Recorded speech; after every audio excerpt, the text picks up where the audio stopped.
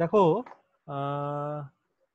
Basic of quantum mechanics আমরা এর আগেও বলেছিলাম যে ইলেকট্রোম্যাগনেটিক যে ওয়েভ বা লাইট তুমি যাই বলো না কেন, it has a particle character, তাই তো? হ্যাঁ স্যার। এটা আমরা অনেক এক্সপেরিমেন্ট দিয়ে দেখেছি, সেটা এক্স রে হোক বা গামা রে হোক বা নর্মাল ব্ল্যাক বডি রেডিয়েশন হোক, সবার কাছে একটা পার্টিকেল ক্যারেক্টার আছে in this type of particular situation, এইসব ক্ষেত্রে আর কি। আবার এগুলো তো ওয়েভও, এগুলো তো নর্মালি ওয়েভ ছোটবেলা থেকে পড়ে এসছি, এক্স রে একটা ওয়েভ আমরা ছোটবেলায় পড়েছি, লাইট একটা ওয়েভ, এটা পড়ে এসছি। কিন্তু এবার নতুন করে দেখতে পেলাম যে ওয়েভগুলোর পার্টিকেল ক্যারেক্টার আছে, ডুয়াল ক্যারেক্টার, এবং কখন কোনটা দেখাবে it depends on situation, it depends on the experiment that we are performing. একই জিনিস এক্স রে যখন তুমি ক্রিস্টালের মধ্যে ফেলছো বা আমাদের শরীরে ফেলছো, তখন কিন্তু X ray is acting as an wave. আবার সে একই জিনিস এক্স রে যখন তুমি you are doing the Compton effect experiment, it behaves as a particle. ঠিক আছে, বোঝা যাচ্ছে এটা? একইভাবে হ্যালো স্যার। হ্যাঁ বলো, শুনতে পাচ্ছ? বলো। স্যার এখন শুনতে পাচ্ছিলাম না কিছুক্ষণ। ও বাস, ঠিক আছে, রেকর্ডিং তো হচ্ছে, তুমি একটু আনস্টেবল বলছি অবশ্য। ঠিক দেখ, শোনা যাচ্ছে কিনা? ঠিক আছে এখন? এখন তো ঠিক। হ্যাঁ স্যার। আচ্ছা, তাহলে ইলেকট্রোম্যাগনেটিক ওয়েভ বা লাইটের একটা পার্টিকেল ক্যারেক্টার আছে ফোটন, সেটা আমরা কোথায় কোথায় দেখেছিলাম না? আমরা দেখেছি কম্পটন এফেক্টে, আমরা দেখেছি ফটো ইলেকট্রিক এফেক্টে, এটসেট্রা। আর ওয়েভ হিসেবে ক্যারেক্টার আমরা দেখেছি নর্মাল ইন্টারফারেন্স, ডিফ্র্যাকশন, তাই না? এগুলো তো আমরা ওয়েভ ক্যারেক্টার দেখেছি। তার মানে এইসব কিছু কিছু ইনসিডেন্টে ওয়েভ ক্যারেক্টার দেখা যাচ্ছে লাইটের, আবার কিছু কিছু ইনসিডেন্টে পার্টিকেল নেচার দেখা যাচ্ছে। শুধু লাইট বলে না, যে কোনো ইলেকট্রোম্যাগনেটিক ওয়েভের জন্যই সত্যি এটা। না শুনতে পেলে কিন্তু আমাকে বলবি একবার, ঠিক আছে? অসুবিধা হলো।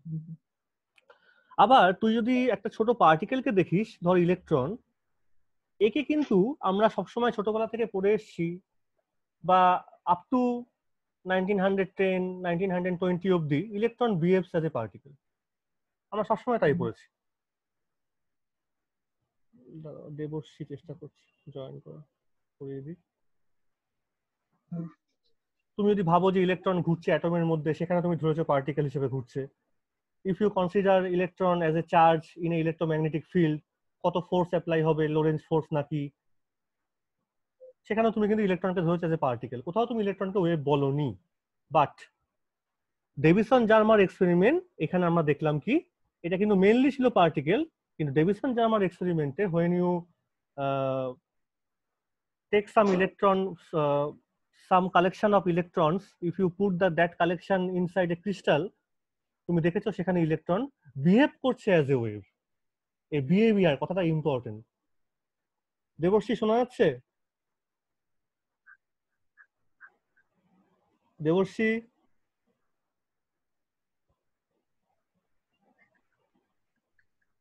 দেবশ্রী অডিও কিছু বলছে না। দেখো আমার কনসেপ্ট এখানে ক্লিয়ার আছে কিনা, মানে ক্লিয়ার করে নাও, বারবার বলছি না তো, একই কথা হয়ে যাচ্ছে। যে লাইটের বা ইলেকট্রোম্যাগনেটিক ওয়েভের কিছু কিছু জায়গায় কি ছিল, ওয়েভ ক্যারেক্টার বেশিরভাগ ক্ষেত্রেই ছিল, কিন্তু নতুন করে আমরা পড়তে গিয়ে দেখলাম যে black body, Compton, photo electric, এইসব জায়গায় লাইট কিরকম বিহেভ করছে অ্যাজ এ পার্টিকেল। আর সেই বিহেভিয়ারটার নাম আমরা দিয়েছিলাম ফোটন। আসলে কিন্তু সত্যিকারে কোনো পার্টিকেল না, এমন ভাবে বিহেভ করছে যেমন একটা পার্টিকেল বিহেভ করে, কারণ ফোটনের তো কোনো রেস্ট মাস নেই। লাইটকে আমরা সাধারণত ফ্রিকোয়েন্সি আর ওয়েভলেংথ দিয়ে ডিনোট করি যদি ওয়েভ থাকতো, আর ফোটনকে আমরা ডিনোট করেছিলাম যে ফোটনটা এনার্জি থাকবে আর মোমেন্টাম থাকবে, এরকম। এইবার এক্সপেরিমেন্ট করতে করতে লোকের মাথায় এটা ঢুকেছিল যে যখন ওয়েভের একটা পার্টিকেল ক্যারেক্টার আছে, তাহলে আমরা কি এরকম উল্টো ঘটনা করতে পারি যেখানে পার্টিকেলের ওয়েভ ক্যারেক্টার থাকবে, সেটা ভাবছিল লোকে। কারণ ওই মাঝখানে ডিবগলি একটা কথা বলে দিয়েছিল যে পৃথিবীর যত পার্টিকেল আছে প্রত্যেকের এরকম একটা ওয়েভলেংথ আছে, শুধু লাইটের জন্য না, লাইট তো ওয়েভ ইটসেলফ। তার পার্টিকেল ক্যারেক্টার হিসেবে আমি ফোটনটাকে ইন্ট্রোডিউস করেছিলাম, যার মোমেন্টাম আর এনার্জিকে এইভাবে বুঝিয়েছি। কিন্তু দেখো এটা কিন্তু reverse relation to this P, এখানে পি লিখেছি, এখানে কিন্তু ল্যামডাটা উল্টো ভাবে লিখেছি।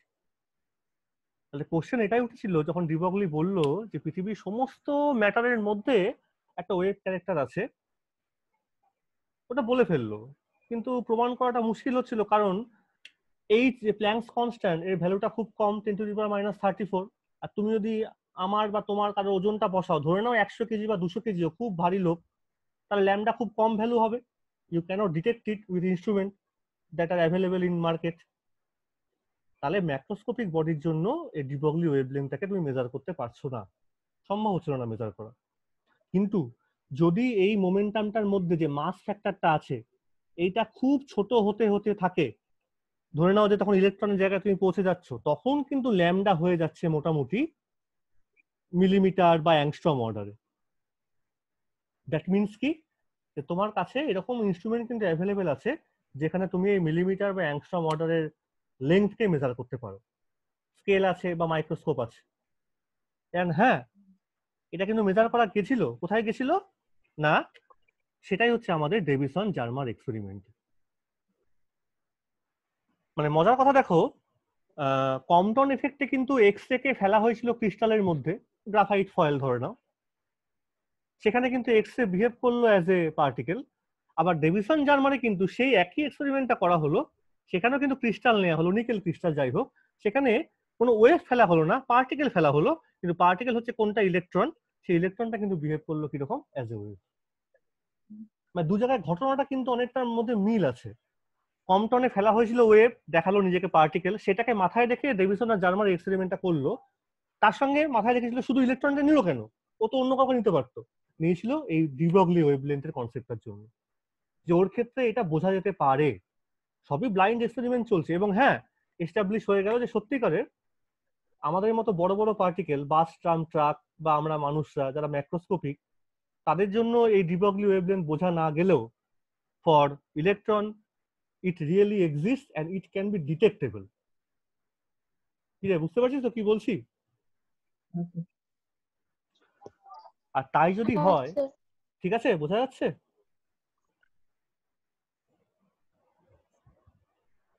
হ্যালো, শুনতে পাচ্ছিস তো? হ্যাঁ স্যার, শুনতে পাচ্ছি। আচ্ছা, তাহলে দেখো, আমি তো বারবার চাইছিলাম যে আমার কাছে তো ইম্পর্টেন্ট হচ্ছে পার্টিকেলটা, মানে পার্টিকেলের মেকানিক্স নিয়ে আমি পড়াশোনা করব। এতদিন ধরে যা নিউটনিয়ান মেকানিক্স বা ল্যাগ্রাঞ্জিয়ান মেকানিক্স বা হ্যামিল্টনিয়ান মেকানিক্স করেছি, সবই ম্যাক্রোস্কোপিক বড় বড় পার্টিকেল নিয়ে। আমাদের মনে কিন্তু কোনো সন্দেহ আসেনি যে ইলেকট্রন বা প্রোটনের লেভেলে নামলে পরে, অ্যাটমিক লেভেলে নামলে সেই মেকানিক্স গুলো অ্যাপ্লাই করতে পারবো কি পারবো না, এই কোশ্চেনটাই মনে আসেনি আমাদের।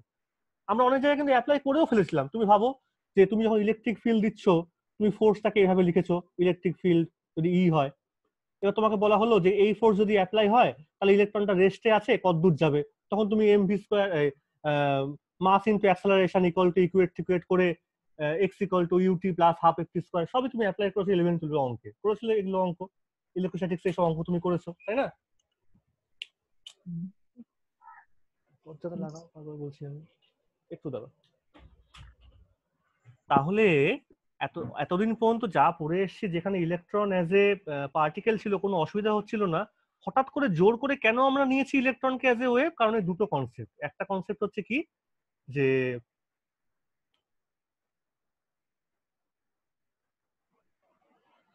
এতক্ষণ ভিডিও দেখতে পাচ্ছিলি না, শুনতে পাচ্ছিস? না স্যার। ও, এবার ঠিক আছে, বলবি তো তাহলে? হ্যাঁ। দেখ এবার বোর্ডে লেখাগুলো ভালো করে দেখে নে আমি কি লিখেছি।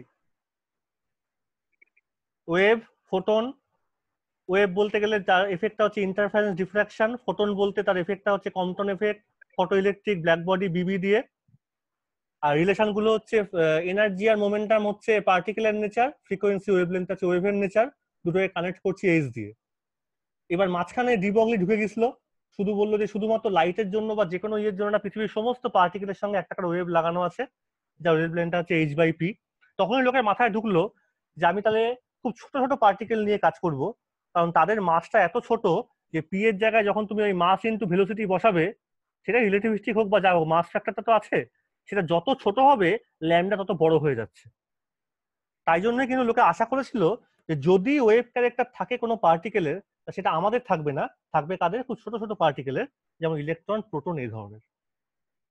বুঝতে পেরেছিস কনসেপ্টটা?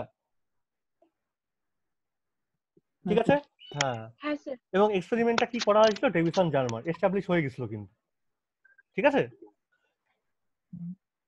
তার সঙ্গে সঙ্গে আর একটা কথা লোকে বললো, এবার একটু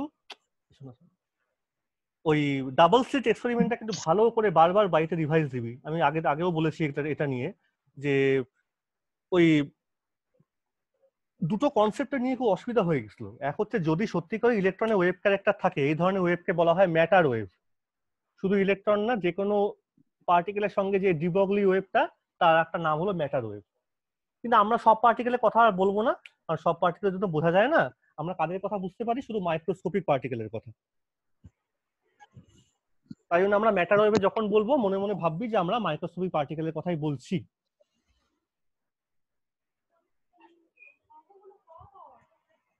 একটু দাঁড়াও।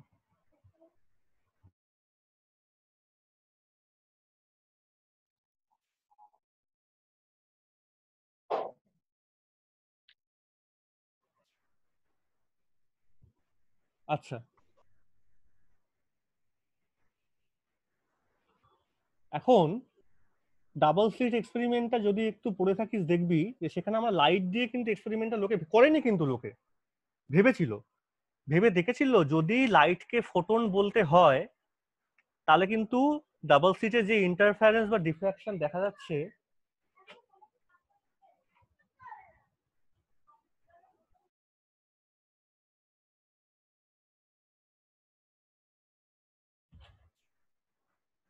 ডাবল স্লিটে যে ইন্টারফারেন্স বা ডিফ্রাকশনটা দেখা যাচ্ছিল, সেটাকে তোকে ফোটন বিহেভিয়ার দিয়ে এক্সপ্লেন করতে হবে। দেখ, এই কনসেপ্টটা বুঝে নে।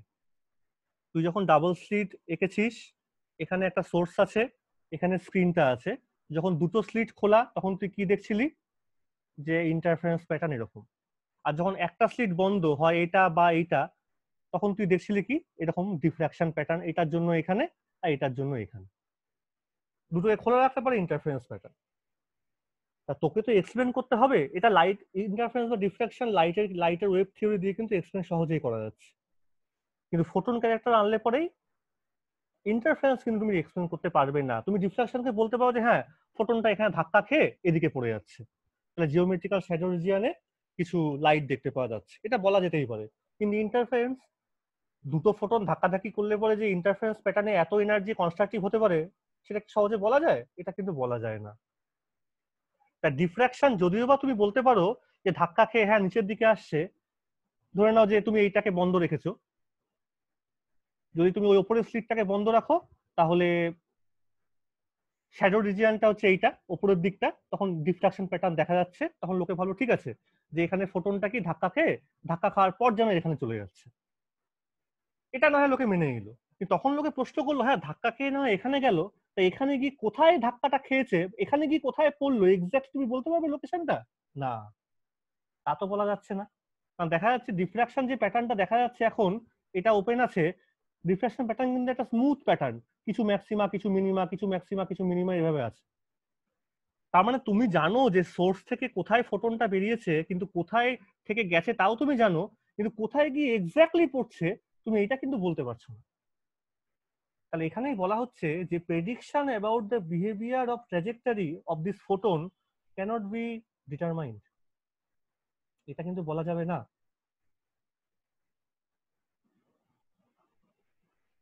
তাহলে first point note to be noted হচ্ছে এইটা। আর সেকেন্ড পয়েন্ট হচ্ছে, দেখ এখানে একটা কথা খুব ক্লিয়ার হয়ে গেল, যে তুই অন্তত ডিফ্রাকশনটাকে বলতেই পারিস, ডিফ্রাকশন ইজ পসিবল বাই, এক সেকেন্ড, কে জয়েন করছে, কোয়েলিকা। কোয়েলিকা শোনা যাচ্ছে?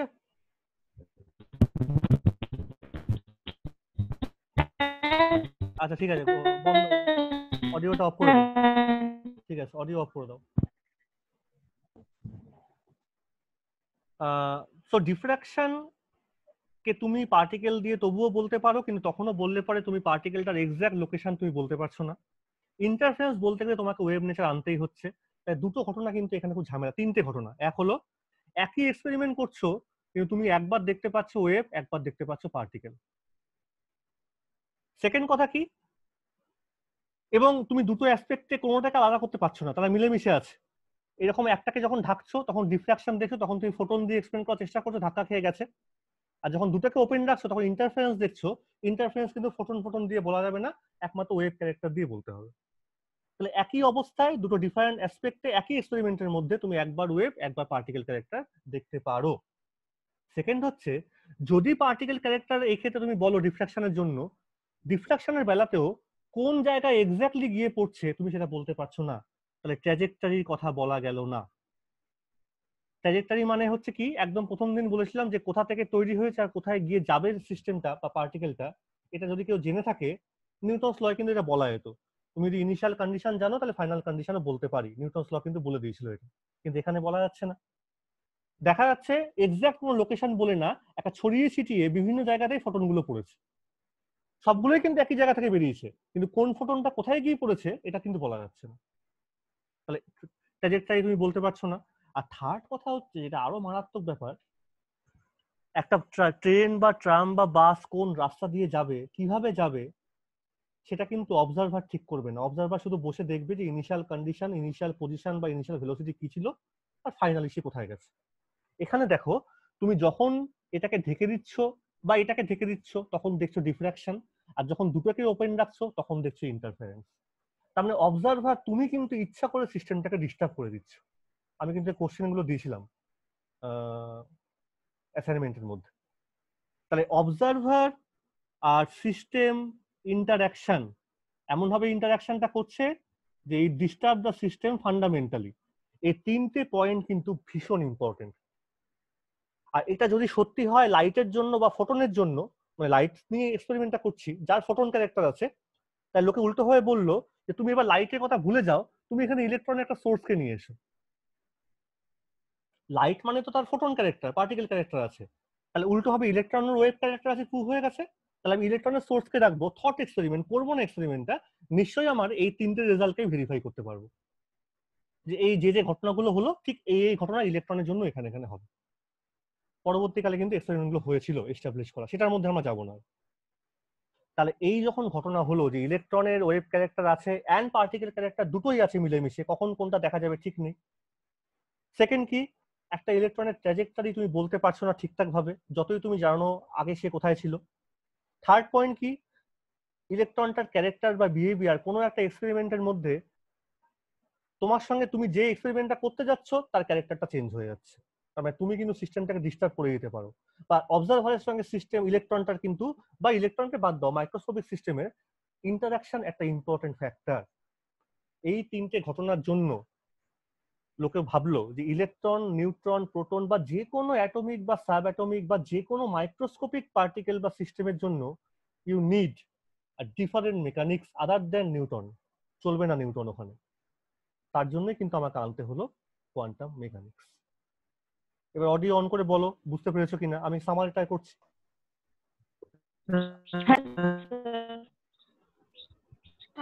ঠিক আছে, আচ্ছা তাহলে এবার একটু মিউট করে দাও। নেক্সট আমি তাহলে বলেছিলাম যে একটা কথা, যে যখন কোনো নতুন জিনিস পড়বো, কারণ এটা সম্পূর্ণ সত্যি কথা নতুন জিনিস, আমাদের এতদিন ধরে নিউটনিয়ান সবকিছু নিয়ে আমরা পড়াশোনা করেছি, ইনিশিয়াল পজিশন জানি, ফাইনাল কি হবে বলতে পারছি, সবকিছু ডিটারমাইন, কোন রকম এই ওয়েভ পার্টিকেল এখন ডুয়াল ক্যারেক্টার কিছু নেই, যা ক্যারেক্টার আছে একটা। হ্যাঁ দেখুন, এটা কিন্তু ক্লিয়ার দেখো, তুমি বলতে পারো যে স্যার সাউন্ড তো একটা ওয়েভ, কিন্তু ইলেকট্রন তো পার্টিকেল, নিউটন দু জায়গাতেই নিউটনের মেকানিজম লাগাতে পারি। হ্যাঁ লাগাতে তো পারি, কিন্তু যেখানে সাউন্ড ওয়েভ সেখানে কিন্তু সাউন্ড ওয়েভই, একই জায়গায় কিন্তু একই জিনিস দুটো রকম দেখাচ্ছে না। ধরো একটা গ্যাসিয়াস সিস্টেমের মধ্যে একটা গ্যাস প্রেসার দিচ্ছে, তুমি জানো কত হয় আরএমএস ভেলোসিটি √3r/T/m, বা প্রেসার 1/3 ρ c স্কয়ার, ছোটবেলায় সব পড়েছো এগুলো। সেখানে কিন্তু গ্যাসের মলিকুল গুলো সব হচ্ছে পার্টিকেল, ওই একই জায়গার মধ্যে কিন্তু সে ওয়েভ হয়নি। আবার সাউন্ড যখন পড়ছো সবসময়তেই সেই ওয়েভ, যখন তুমি সাউন্ড শুনছো বা সাউন্ড নিয়ে কোনো এক্সপেরিমেন্ট করছো, একই কোনো ঘটনা তুমি বলতে পারবে না যেখানে সাউন্ড একই সঙ্গে ওয়েভ বা পার্টিকেল। বা গ্যাসের যখন তুমি পড়ছো বয়েলস ল বা চার্লস ল বা যত থার্মোডাইনামিক্স, ওখানে কিন্তু কোথাও গ্যাসের পার্টিকেল গুলো অ্যাজ এ ওয়েভ কিন্তু কাজ করেনি, অন্যান্য জায়গাতে গ্যাস ওয়েভ কাজ করতে পারে। লজিকটা বুঝে নাও, যখন কোনো একটা এক্সপেরিমেন্ট হবে ক্লাসিক্যাল সিস্টেমের জন্য, যদি সে ওয়েভ হয় ওয়েভই থাকবে, বা যদি পার্টিকেল থাকে সে পার্টিকেলই থাকবে, একই সঙ্গে ওয়েভ বা পার্টিকেল হবে না। প্রপোজিশনটা প্রেসক্রিপশনটা হচ্ছে এই। এখানে যেটা হচ্ছে একই এক্সপেরিমেন্ট, ওই সোর্স অফ ইলেকট্রন, দুটো স্লিট আছে, স্ক্রিন আছে, বা ফোটন যাই হোক না কেন, একই সেট আপ, কিন্তু মাঝে মাঝে ইন্টারফারেন্স, মাঝে মাঝে diffraction, depending on situation, depending on blockage, depending on the interaction observer, ইচ্ছা মতো বিহেভিয়ার চেঞ্জ হয়ে যাচ্ছে। এইসব জিনিসপত্র যদি হয়, একটাই লোক মাঝে মাঝে এক ধরনের রূপ দেখাচ্ছে, মাঝে মাঝে আর এক ধরনের, তাকে নিয়ে ডিল করা খুব মুশকিল। তাই জন্যই নতুন সাবজেক্টটা আমাদের পড়তে হয়েছে কোয়ান্টাম মেকানিক্স। আর নতুন যখনই কিছু পড়তে হবে, ইউ নিড সাম পস্টুলেটস, যে পস্টুলেট গুলো এক্সপেরিমেন্টালি ভেরিফাই করা নাও যেতে পারে, তোমাকে এটা ধরে নিয়ে এগোতে হবে, এগিয়ে এমন জায়গায় পৌঁছাতে হবে যেটা তোমাকে কিছু কিছু এক্সপেরিমেন্টকে ওর ওপর সাপোর্ট করবে, যেটা দেখা যাচ্ছে অবজারভেশনের মধ্যে আছে। তা নাম্বার ওয়ান পস্টুলেটটা কি? দেখো দেখো তুমি মেকানিক্স যখন পড়ছো, তোমাকে কিন্তু সবসময় পজিশন আর টাইম, এই রিলেশনটা খুব ইম্পর্টেন্ট, এটাই আমার জানতে হয়। আমি যদি এই জিনিসটা জানি, position vector as a function of time, তার মানে তুমি কিন্তু পার্টিকেলটা কোথায় কোথায় আছে তুমি বলতে পারছো, জয়েন করতে পারছো, ইউ গেট দ্য ট্র্যাজেক্টরি। এটা হলো আমার মেন আইডিয়া।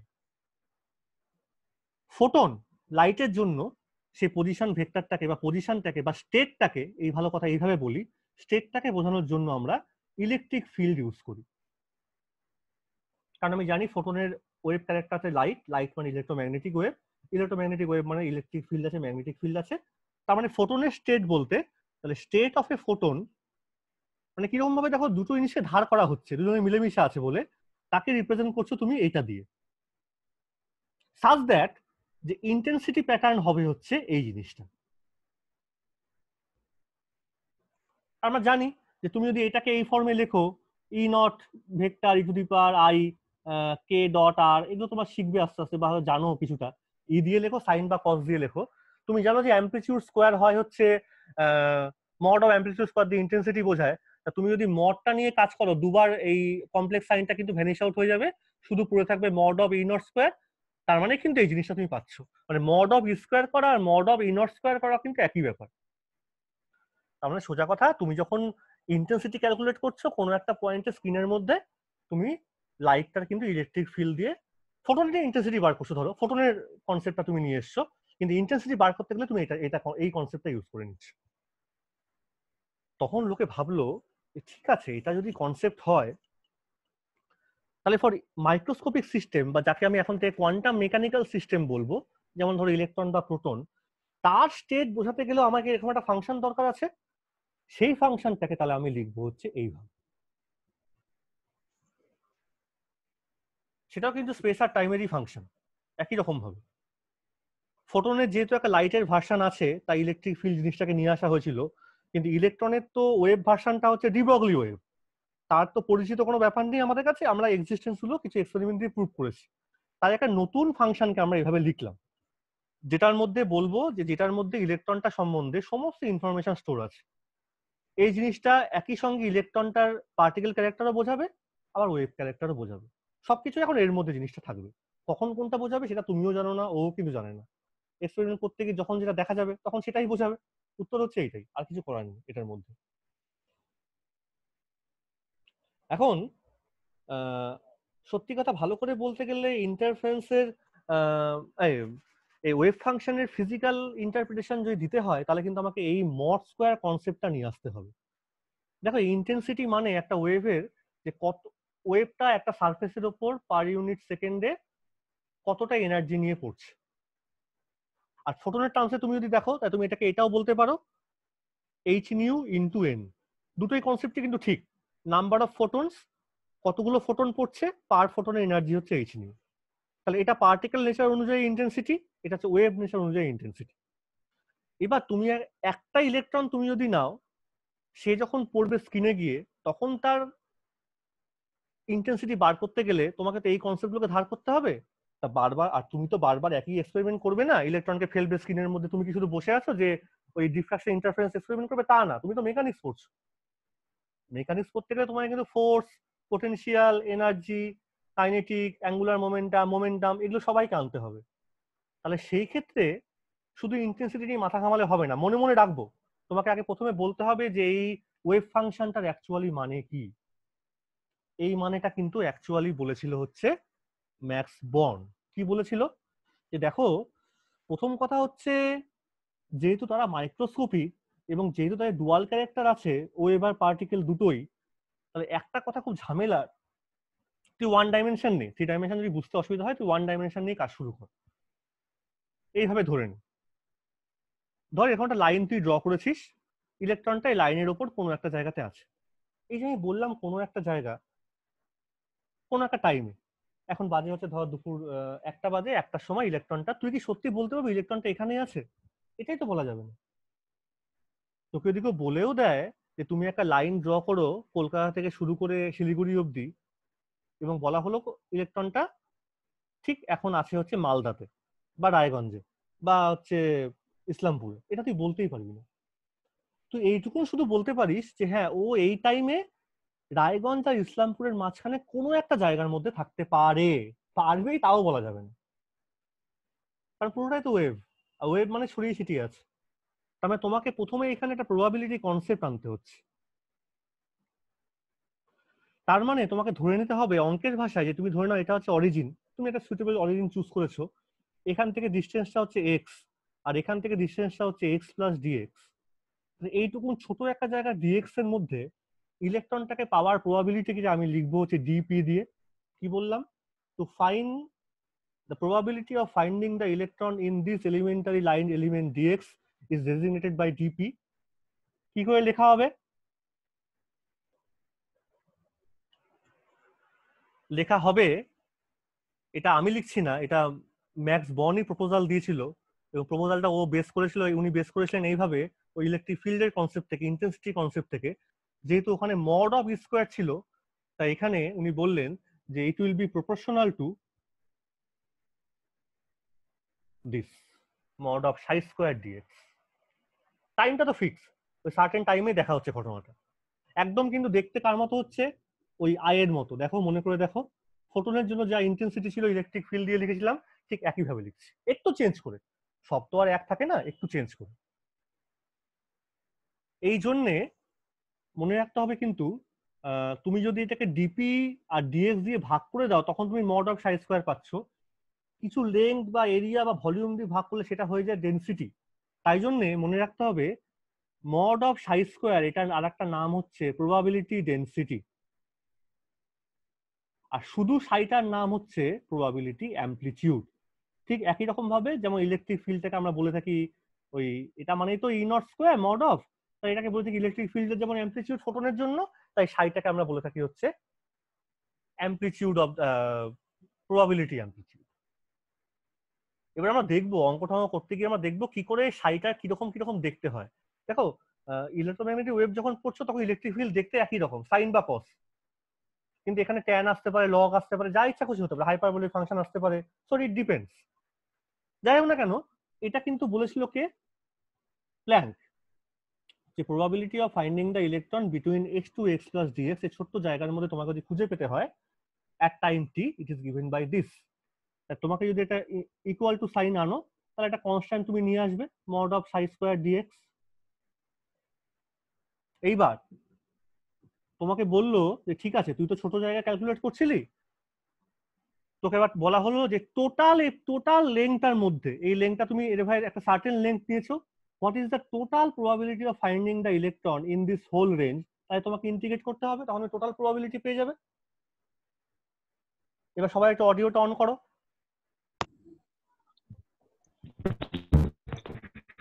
আমি এটা বললাম বোঝা যাচ্ছে তো কেন ইন্টিগ্রেশনটা করছি? হ্যাঁ স্যার। হ্যাঁ তুমি ছোট জায়গা নিয়ে কাজ করছিলে, কিন্তু তোমাকে তো এরকম তো বলা হয় ইলেকট্রনটাকে, তোমার ধর না এই স্পেসের মধ্যে ইলেকট্রনটা আছে, এবার বললো সার্টেন টাইমে সে কোথায় থাকতে পারে, তখন তুমি বলে ঠিক আছে আমি একটা ছোট আগে লাইন ড্র করব, আমি এইটুকুন জায়গার মধ্যে খোঁজার চেষ্টা করব, তার ফর্মুলা হচ্ছে এইটা, দিয়েছিল হচ্ছে ম্যাক্স বর্ন। তাহলে বলো ঠিক আছে, তাহলে টোটাল এই মহাবিশ্বের মধ্যে তোমাকে যদি খুঁজে বার করতে হয় তাহলে আমাকে এখন ছোট ছোট জায়গা নিয়ে কাজ করে সেই সমস্ত জায়গাগুলোকে একসঙ্গে অ্যাড আপ করে যোগ করে দিতে হবে। বোঝা যাচ্ছে? তাই যদি হয় তাহলে বলো, ফিজিক্স তুমি পড়েছো যে ফিজিক্সে কোনো ইনডেফিনিট ইন্টিগ্রাল হয় না, সব ইন্টিগ্রাল ডেফিনিট হয়, তাহলে একটা লিমিট থাকবে, এই লিমিটটা কি হবে বলো তো? এটাই হচ্ছে প্রশ্ন। লিমিট 0 to x এখানে তো লিমিট 0 to a দিতে পারে, আর বললেন যে এর জন্য যদি আচ্ছা থাকে মানে আচ্ছা এক সেকেন্ড, ঠিক আছে হোল্ড কর। 0 ওই to তোর কথা খুব অডিও কেঁপে আসছে। কোনো আইডিয়া আর পুনম বা অভিজিৎ ইন্টিগ্রেশন লিমিটটা কি হতে পারে?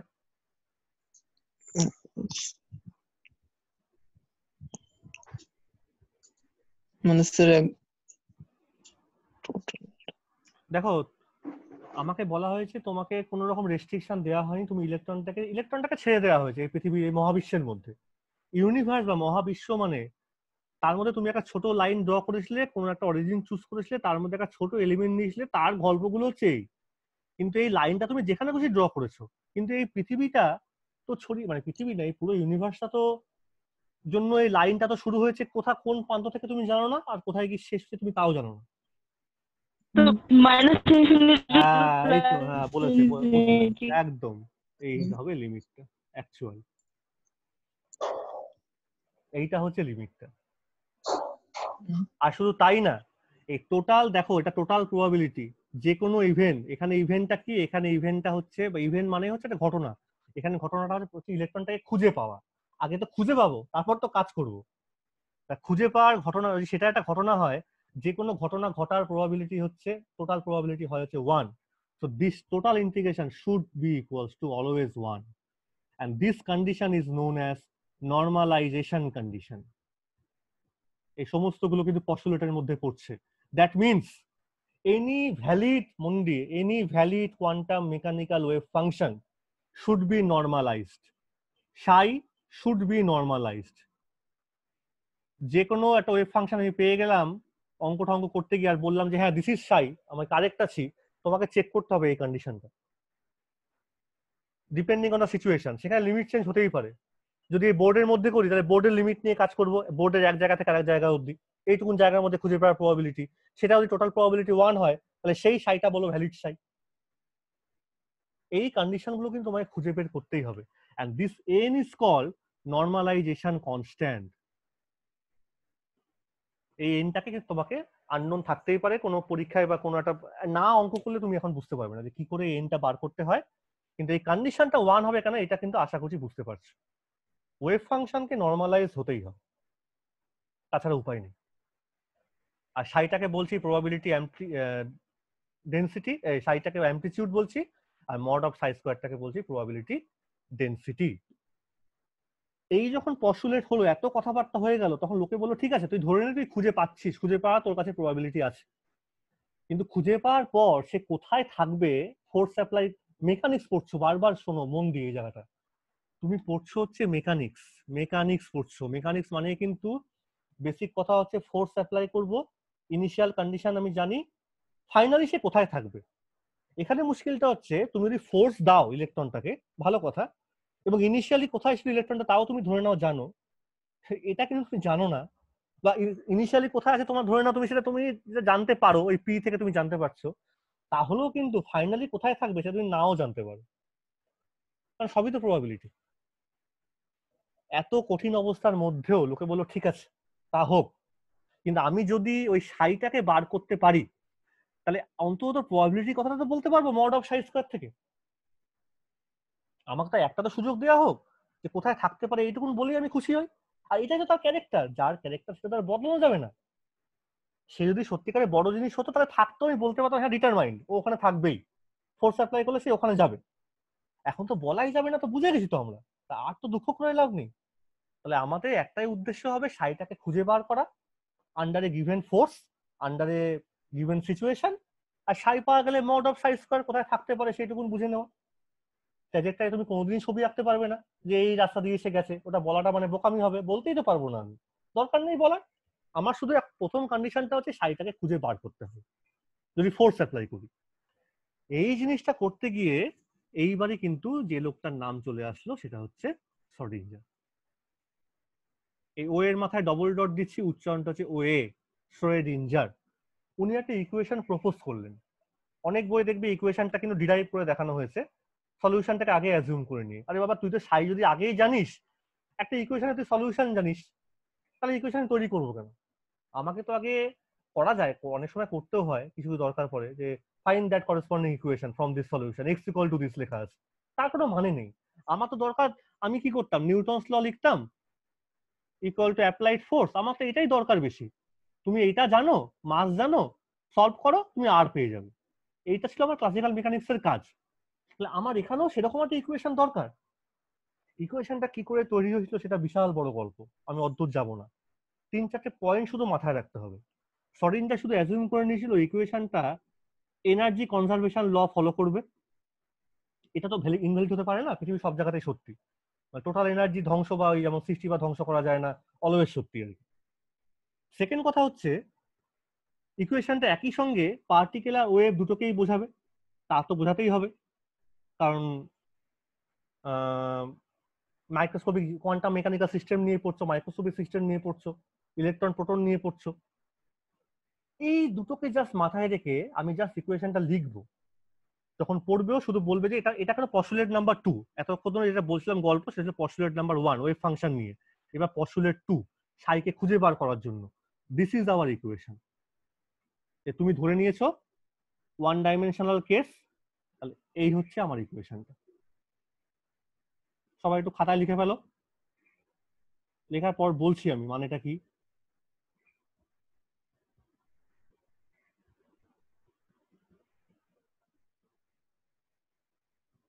এটা আপাতত কিন্তু হাতে লিখে লিখে একটু মনে রাখতে হবে।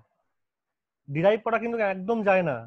যদি কোনো বই ডিরাইভ করা থাকে সলিউশন ধরে, সে হয়তো অন্য কথা বলতে চেয়েছে, সারা জীবন মনে রাখবে ইট ক্যানট বি ডিরাইভ। এটা একটা এমপিরিক্যাল প্রপোজ রিলেশন, শর্ডিঞ্জার অনেক কষ্ট করে ভেবে চিন্তে বার করেছে।